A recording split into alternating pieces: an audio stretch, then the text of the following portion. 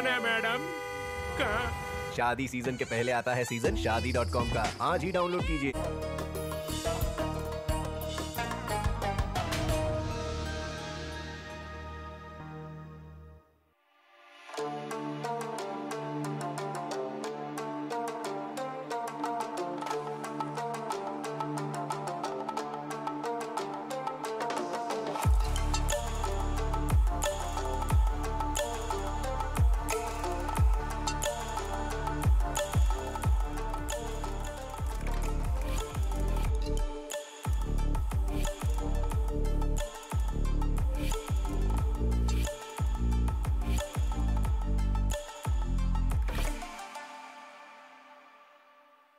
नाजरीन आदाब, प्रोग्राम रोजगार से कामयाबी तक में मैं उज़मा जाफरी आप सबका पुरखुलूस खैर मकदम करती हूँ।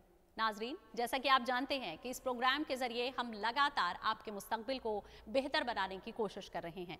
इस प्रोग्राम के तहत ना सिर्फ हम आपको अलग अलग तालीमी मैदानात से हमवार कराते हैं, बल्कि एक ऐसी मशहूर शख्सियत से भी रूबरू कराते हैं जिससे मिलकर आप भी आगे बढ़कर कामयाबी की मिसाल बन सकें। आज जिस फील्ड के बारे में हम आपको अहम जानकारी देंगे वो है साइकोलॉजी।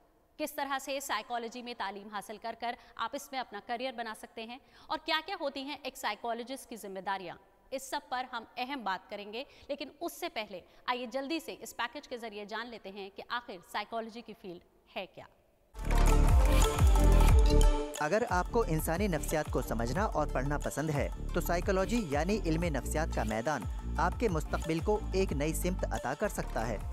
दरअसल साइकोलॉजी सब्जेक्ट इंसानी दिमाग और बर्ताव का मुताला है जो दिमाग के अंदर के कई सवालात का पता लगाने का मौका फराहम करता है। मसलन दिमाग जहनी दबाव में कैसे काम करता है, हक़ाइक़ को कैसे याद रखता है या किसी भी तरह की बीमारी इसके काम करने के तरीक़े को कैसे मुतासिर कर सकती है। एक नौजवान इल्म नफ्सियात के दौरान health, clinical research, counselling, neuro, खेल और फॉरेंसिक जैसे साइकोलॉजी के अहम मैदानात में स्पेशलाइजेशन कर सकता है। स्पेशलिटी और दिलचस्पी की बुनियाद पर इस मैदान में करियर बनाने के कई ऑप्शंस मौजूद हैं। साफ तौर पर साइकोलॉजी इंसानी बर्ताव की पढ़ाई है, जहां इंसानी परेशानियों का हल तलाश करने में साइंसी कवायद और थ्योरी का इस्तेमाल किया जाता है। इस मैदान में जहां आप चाइल्ड साइकोलॉजी और क्लिनिकल साइकोलॉजी के तहत अस्पतालों में काम कर सकते हैं, तो वहीं दीगर शोबों में भी अपना करियर बना सकते हैं। हमारे मुल्क में दिल्ली यूनिवर्सिटी, जामिया मिल्लिया इस्लामिया और पंजाब यूनिवर्सिटी कुछ ऐसे नामवर इदारे हैं जहां से साइकोलॉजी में तालीम हासिल की जा सकती है। बदलते लाइफस्टाइल के साथ साइकोलॉजी सब्जेक्ट में करियर बनाने के इम्कानात में लगातार इजाफा हो रहा है। बिना दवाइयों और सोच में मुस्बत बदलाव लाने पर मुनहसर साइकोलॉजी ट्रीटमेंट आज लोगों की जिंदगी को बेहतर बनाने के साथ साथ नौजवानों के मुस्तकबिल को नई राह दिखाने में नुमाया रोल अदा कर रहा है। नौजवानों के मुस्तकबिल को नई राह दिखाने में भी नुमाया रोल अदा कर रहा है।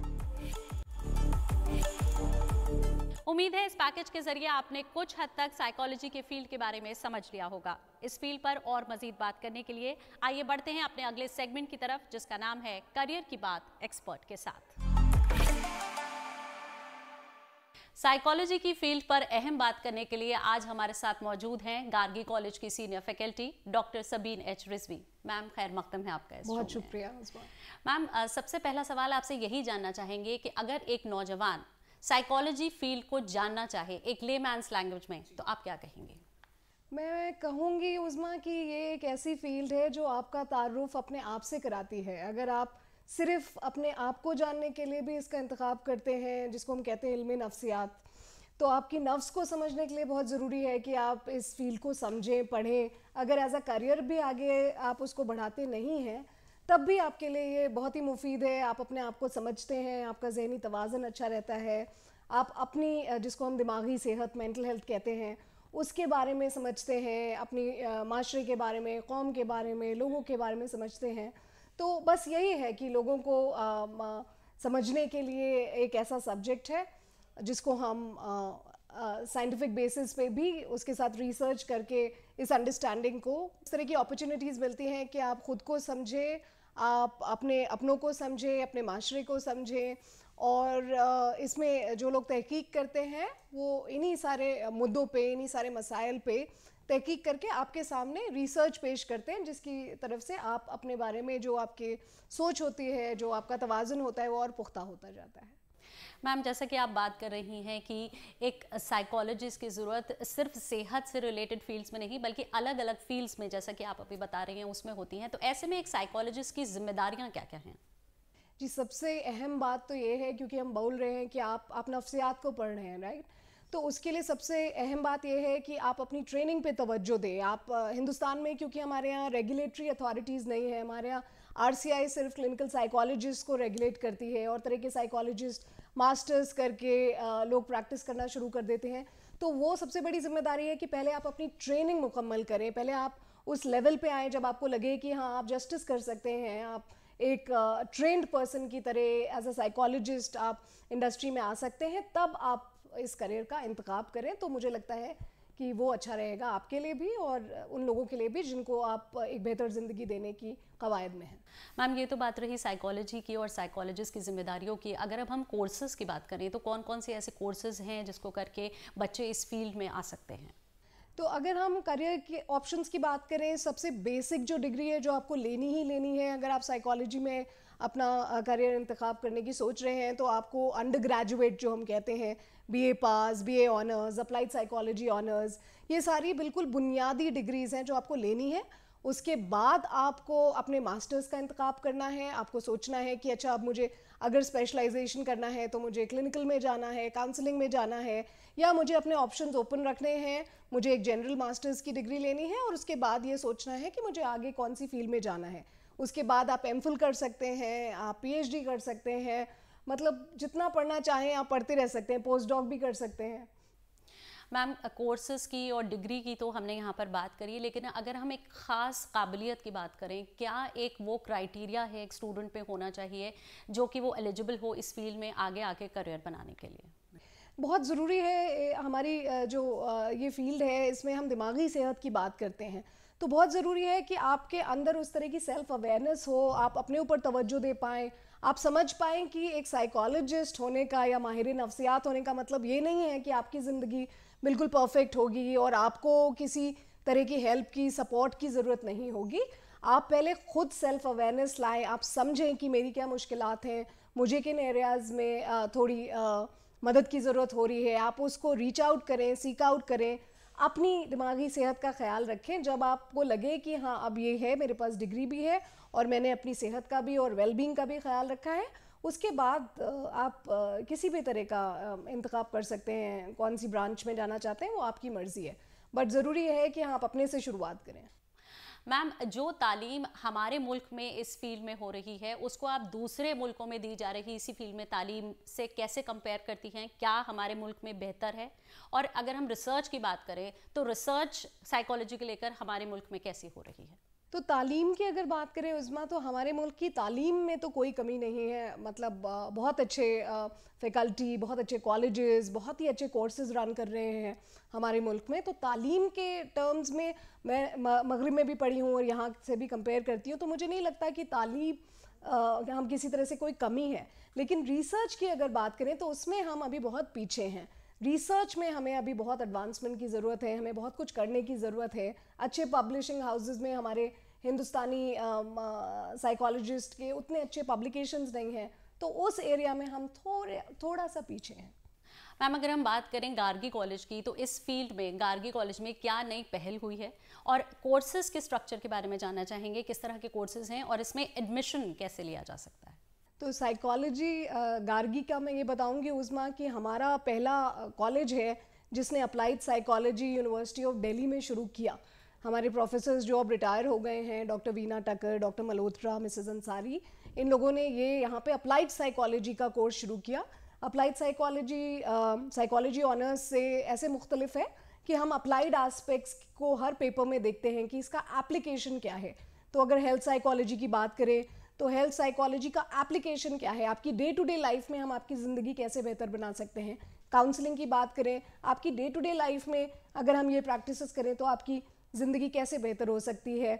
बहुत ही इंटरेस्टिंग पेपर्स हम ऑफ़र करते हैं। पीस साइकोलॉजी है, यूथ साइकोलॉजी है और न्यूरोबायोलॉजी है। सो इन सारे जो कॉम्बिनेशंस है उनको पढ़ के जो हमारे यहाँ स्टूडेंट्स आते हैं उनको समझ में आता है कि क्या क्या डिफरेंट ऑप्शंस उनके सामने मौजूद हैं, और आगे जाके अगर उनको इंटरेस्ट आएगा तो वो किस तरह से इसको परस्यू कर सकते हैं। एडमिशन्स की अगर बात करें तो अभी तक तो मेरिट बेस्ड सिस्टम था, इस साल से चेंज हो रहा है। अब तो न्यू एजुकेशन पॉलिसी के तहत एंट्रेंस टेस्ट हम लोग भी कराएंगे इस साल, बट पिछले साल तक वही होता था कि 99% जनरल कैटेगरी का और एक डिफरेंशियल दूसरी कैटेगरीज का, उसके बेसिस पे एडमिशन्स हो रहे थे। मैम, आपने इस फील्ड में अहम रिसर्च की है जिसके लिए आपको full bright Nehru post doctoral fellowship भी मिल चुकी है। आपकी इस खास रिसर्च के बारे में जानना चाहेंगे। हाँ, ये मेरी रिसर्च की जर्नी का एक पार्ट है। मेरा फुल ब्राइट नेहरू जो फेलोशिप थी, मैंने University of North Carolina Chapel Hill में किया। उसमें मैंने मूड डिसऑर्डर्स पे स्टडी की थी।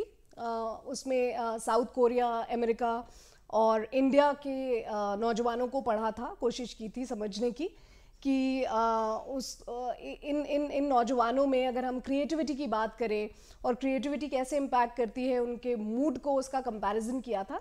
अभी भी वो जारी है, और रिसर्च के टर्म्स में वो 2012-13 की बात थी। अब तो काफ़ी आगे आ गए हैं और बहुत सारी डाइवर्सिफिकेशन हो गया है रिसर्च इंटरेस्ट में भी। मैम, अगर हम बात करें मौजूदा हालात की, खासतौर से कोरोना के बाद के हालात की, तो क्या मौजूदा हालात ने साइकोलॉजी का दायरा बढ़ा दिया है? उस्मा, कोरोना के बाद मुझे लगता है साइकोलॉजी का जो दायरा है वो काफ़ी बड़ा है, क्योंकि अगर हम काउंसलिंग की फील्ड में देखें तो मैं भी जैसे देखती हूँ, पहले हम ऑनलाइन काउंसलिंग का सोचते भी नहीं थे, जहन में आता भी नहीं था कि ऐसे भी पॉसिबल है। आज की तारीख में क्या हो रहा है कि पिछले 2 साल से कितने सारे काउंसलर्स हैं, कितने सारे कॉलीग्स हैं जो कि ऑनलाइन काउंसलिंग करके लोगों की मदद कर रहे हैं। तो इससे फ़र्क नहीं पड़ रहा कि आप गुजरात में बैठे हैं, कि आप यूपी में बैठे हैं, कि आप बिहार में हैं, कि आप दिल्ली में हैं, लेकिन आप फैसिलिटीज़ आपको वो सारी मुहैया हो सकती हैं जो एक किसी भी बड़े शहर में, मुंबई, दिल्ली, बैंगलोर, किसी को भी वहाँ पे मिलेंगी, वो आपको भी मिल सकती हैं। तो मैम, ये कहा जा सकता है कि कोरोना ने कहीं ना कहीं फ़ायदा दिया है साइकोलॉजी की इंडस्ट्री को। जैसे कि हम पहले जब हमको डॉक्टर से मिलना होता था तो हमें एक ही शहर में अपॉइंटमेंट लेके वहीं मिलना होता था, जबकि आप अब कहीं भी बैठे एक ऑनलाइन अपॉइंटमेंट लेकर और डॉक्टर से सलाह ले सकते हैं। तो कहीं ना कहीं फ़ायदा कोरोना के बाद इस फील्ड को। जी, ये तो बिल्कुल वैसे हो गया जैसे अमेज़ॉन आपके घर डिलीवर कर रहा है, तो ऐसे थेरेपी भी, people talk about therapist shopping की हम बात करते हैं कि आप चूज़ कर सकते हैं कि किस तरह के थेरेपिस्ट के पास आपको जाना है, किस तरह की बेस्ट फिट होंगे, कौन से तरह के थेरेपिस्ट होंगे जो आपकी ज़रूरतों को समझेंगे, जो आपके साथ अच्छे से काम कर पाएंगे। तो मुझे लगता है उसकी वजह से लोगों में अवेयरनेस भी आई है, और साइकोलॉजी और अपनी नफ्सियात के बारे में थोड़ा तवज्जो, थोड़ा सेल्फ केयर के बारे में भी लोग ज़्यादा बात करने लगे हैं। मैम, आखिरी सवाल आपसे यही करना चाहेंगे कि साइकोलॉजी की फील्ड में करियर बनाने वाले ख्वाहिशमंद नौजवानों को आप क्या मैसेज देना चाहेंगी? मैं कहूँगी ये बहुत ही बेहतरीन फील्ड है, और हिंदुस्तान में अगर आप डेटा देखें तो आज की डेट में 2020 का डेटा देखें तो हमारे पास 1000 क्लिनिकल साइकोलॉजिस्ट हैं। ट्रीटमेंट गैप 85% का है। हर 7वें हिंदुस्तानी को आज की डेट में एक माहिर नफ्सियात की ज़रूरत है, एक साइकोलॉजिस्ट को ज़रूरत है। क्या हम दे पा रहे हैं? हम नहीं दे पा रहे। अभी हमको 40,000 के करीब क्लिनिकल साइकोलॉजिस्ट और चाहिए। तो ये एक बेहतरीन फील्ड है जिसमें आप अपना करियर बना सकते हैं, अगर आप अपने आप से ईमानदार हैं, अगर आपको लगता है कि आप मेहनत कर सकते हैं, अगर आपके अंदर दूसरों को समझने की सलाहियत है और उसको आप और बढ़ाना चाहते हैं, तो मुझे लगता है ये बहुत अच्छी फील्ड है जो आप परस्यू कर सकते हैं। मैम, आपने अपने कीमती वक्त में से हमारे प्रोग्राम के लिए वक्त निकाला है, इसके लिए आपका बहुत बहुत शुक्रिया। बहुत शुक्रिया उस्मा, मुझे यहाँ बुलाने के लिए। तो नाजरीन, हमने आपको साइकोलॉजी की फील्ड पर अहम जानकारी दी। अब बढ़ते हैं अपने अगले सेगमेंट की तरफ, जिसमें हम आपको नौकरियों और एडमिशन्स के बारे में बताते हैं। तो आइए जल्दी से देख लेते हैं कि इस वक्त आप कहां कहां नौकरियां हासिल कर सकते हैं और कौन कौन से कोर्सेज में एडमिशन ले सकते हैं।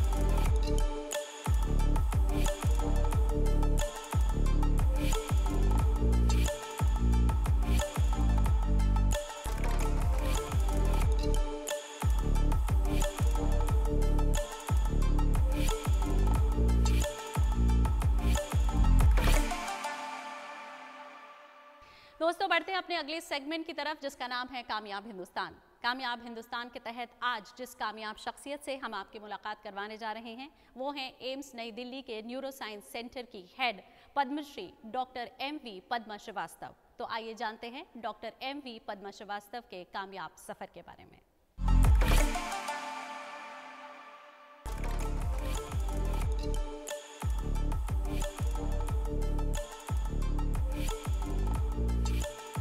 कामयाब हिंदुस्तान के तहत आज की जो कामयाब शख्सियत हमारे साथ मौजूद हैं वो हैं Padma Shri professor doctor MV Padma Srivastava, जो कि एम्स की न्यूरो सेंटर की हेड हैं। मैम खैर मकदम है आपका हमारे शो में। मैम सबसे पहले आपसे जानना चाहेंगे कि 1990 में all India institute of medical sciences से न्यूरोलॉजी में मास्टर डिग्री करने से लेकर अब जो कि आप न्यूरो सेंटर की हेड बन गई हैं एम्स की, उस ये पूरे सफ़र को, अपने इस कामयाब सफ़र को आप किस तरह से देखती हैं? लंबा तो it's 1993 that I joined as, जो DM ख़त्म करके तो आई जॉइंड एज फैकल्टी। लंबा सफ़र है तो but that's how it is कि जो भी सुपर स्पेशलिटी का सफ़र है, MBBS है, उसके बाद MD है, उसके बाद DM है, और जिनको भी कोई भी गैप ना भी हो, तुरंत एक के बाद हर दिन without any gap also if you do, it is long but very very satisfying, very happy. And tedious? No, I think जो बेटा tedious तभी करते हैं, कहते हैं कि when you are unhappy, I think, क्योंकि आप देखो जो भी काम है बहुत जैसे अगर आप even it is a physical exertion है, थक जाते, पर अगर आप खुश हैं तो वो थकान नहीं महसूस करते। तो TDM is when it becomes boring, when it is not it is I'm not happy doing it, वो नहीं था। तो it was challenging, and जब आप challenge face करते हो, and challenge उसमें is one as a doctor, one as of course as a woman doctor. In fact very recently हमारे जो वुमेंस डे था तो कई लोग हमसे ये भी पूछा about the breaking the barrier, about the gender issues. तो ये सारा जो हमारे लिए तो और यूनिक चैलेंजेस है। तो when you look at them as a challenges and when you overcome them, it is a victory in that. तो it becomes interesting, and I think जो भी चीज़ अगर हमारा एक्साइटमेंट है, इंटरेस्ट है, that becomes easy to achieve. Life should not be boring. Ma'am आप इस field में acute stroke programme code red के लिए खास तौर से जानी जाती हैं, इस पहल के बारे में जानना चाहेंगे और ये भी जानना चाहेंगे कि किस तरह से ये मरीजों के लिए बेनिफिशियल साबित हो रहा है। नहीं, जो स्ट्रोक का उसमें तो स्ट्रोक एंड ब्रेन अटैक आप जानते हो, और इसके आंकड़े देखे हमारे भारत देश में तो बहुत है। इनफैक्ट जैसे कि कोविड से पहले तो इट वाज ऑलवेज सेड कि stroke is an epidemic, because her 20 second में एक स्ट्रोक है। और स्ट्रोक की मतलब है कि किसी को लकवा हो रहा है, अपाहिज होते हैं। एंड मौत के अलावा स्ट्रोक का सबसे अहम जो प्रभाव है वो है अपाहिज हो जाना, disability, and that living with a disability is even worse than death. तो इसको करें क्या? लोगों को जो हो रहा है कहाँ पे वो जा सकते हैं ट्रीटमेंट के लिए? एंड एक अगर उसमें सबसे आम जो वैरायटी है वो खून की नली बंद हो गया, उसको उसकी रफ्तार खोलना है, उसके लिए हमारे पास दवा है, पर वो दवा फ्री होनी चाहिए और सब जगह होना चाहिए, ताकि कोई भी अगर इन दी टिम्बकटू, मैं कहती हूँ इंटीरियर्स ऑफ सोसाइटी, जहाँ पे जस्ट डिस्ट्रिक्ट हॉस्पिटल है आपके पास, वहाँ जाए, वहाँ भी होनी चाहिए। तो इसीलिए इसके we wanted to get that. पहले तो हम जो कोड रेड आप कह रहे, वो पहली बार हम एम्स में शुरू किया। That is the first public sector hospital जिसमें ये ट्रीटमेंट फ्री एंड अवेलेबल कराए। तो ये जो थ्रोम्बोलाइटिक या क्लॉट बस्टिंग ड्रग कहते, जिसमें खून की नली बंद हुआ, वो खून की नली जो बंद हो गया वो दोबारा चालू कर दिया, because we give a medicine जो क्लॉट को डिसॉल्व करती है। तो ये जो सुविधा है हमने पहली बार एम्स में हमने चालू कराया, एंड देन वो फ्री कराया। Then after AIIMS got it, कहीं जगह पे वो चालू हो गई. Then the next step we did is कि ये free not just medical colleges and big hospital, district level में वहाँ भी हो गया. Himachal Pradesh was the first state, उसके बाद पंजाब, हरियाणा, अभी कई जगह पे आ गया and under the NPCDCS programme of government of India. तो ये एक IT टेक्नोलॉजी के through we have and then इसके बारे में ही we have got several other with ICMR big vertical projects में, जिसमें मेडिकल कॉलेजेस में जो एजुकेशन स्ट्रोक के बारे में एक कॉमन एजुकेशन प्लेटफॉर्म्स दे दिया. तो इस तरह तो आई हैव अ फीलिंग कि स्ट्रोक रेडी बन जाएगा इंडिया एंड एक बीकन बन जाएगा डेवलपिंग वर्ल्ड के लिए. मैम, मेडिकल साइंसेज में आपके कंट्रीब्यूशन के लिए आपको पद्मश्री से नवाजा जा चुका है. कितना अहम मानती हैं आप अवार्ड्स को रिसर्च को बेहतर बनाने में या आगे कुछ बेहतर करने के लिए? Usma, let me tell you one thing. Of course जो पद्मा अवार्ड है वो तो भगवान की देन है. I probably was at the right time at the right place. I'm sure there are a lot of people who are deserving. तो जब वो मिला तो मेरे लिए तो एक humbling था वो. It was a humbling experience. तो because recognition जो आती है in the societal fabric, तो it is empowering to do more. अच्छा, कोई ने देख लिया तो मैं और करूँगी और बेहतर करूँगी. So it is an empowering kind of an instrument. But मैं यही कहती हूँ कि वो ये it is obviously once in a lifetime achievement and it is I am very very humbled कि गवर्नमेंट ऑफ इंडिया सोचा कि मुझे वो दे एंड ये इतना मुझे वो एम्पावरमेंट दी कि मैं उसके बाद और ज़ोर से मैं वो जो गोल पोस्ट मेरा और I had raise the benchmark and I am trying to go there. Ma'am, साथ ही हम जानना चाहेंगे कि आपने मेडिकल साइंस को एक नया नज़रिया दिया है. कितने पब्लिकेशंस आपके आ चुके हैं और कौन सा पब्लिकेशन अपना आप सबसे अहम मानती हैं? अभी तो फ़िलहाल आई हैव अराउंड 370 पब्लिकेशंस.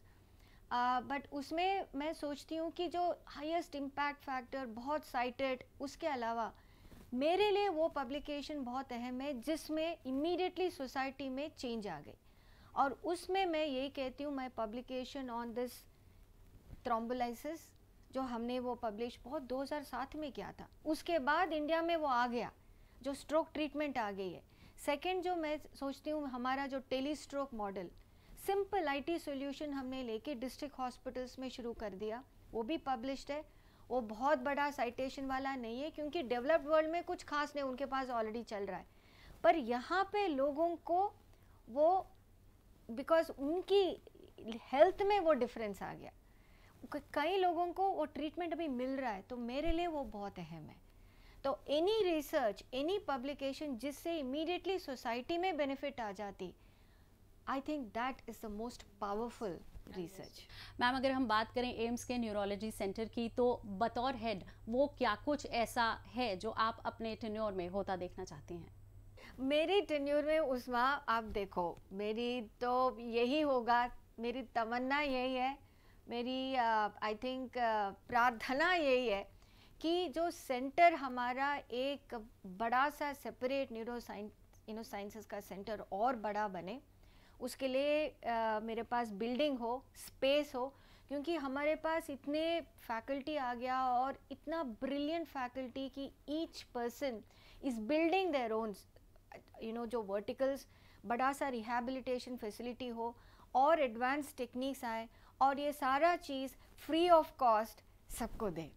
तो that is my goal, that we need to really expand into the world one we can say one pit stop facility for neuroscience.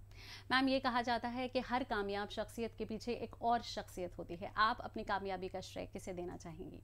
My husband and my son. My son, वो बहुत quiet रहता है. He is married now. I have a beautiful daughter-in-law. But कहते हैं ना, the wing, the wind beneath wings to fly.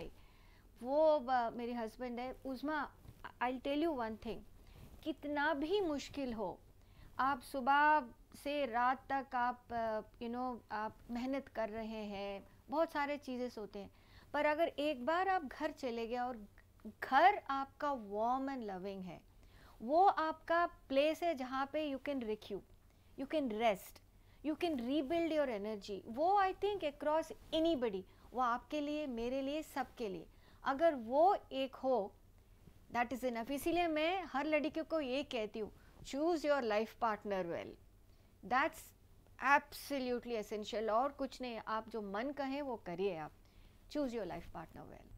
Ma'am, आखिरी सवाल आपसे यही करना चाहेंगे कि मेडिकल फील्ड में ख़ासतौर से न्यूरोलॉजिस्ट बनने के ख्वाहिशमंद नौजवानों को आप क्या मैसेज देना चाहेंगे? यही कहती हूँ कि अगर आपको न्यूरो साइंस पसंद है, बहुत बढ़िया है, because this is one field, बहुत सारे चीज़ अभी भी पता नहीं है, तो बहुत कुछ है आपको खोजने के लिए। And if you have that attitude, Sherlock Holmes attitude, कि मुझे ये पजल को सॉल्व करना है, तो neuroscience is the field and this is the final frontier. And अगर ये कर सकते हैं तो हर स्टेप में आपको बहुत ज़्यादा रिकग्निशन भी मिलेगी। मन लगा के करिए, बहुत आगे जाएंगे। मैम, आपने अपने कीमती वक्त में से हमारे प्रोग्राम के लिए वक्त निकाला, इसके लिए आपका बहुत बहुत शुक्रिया।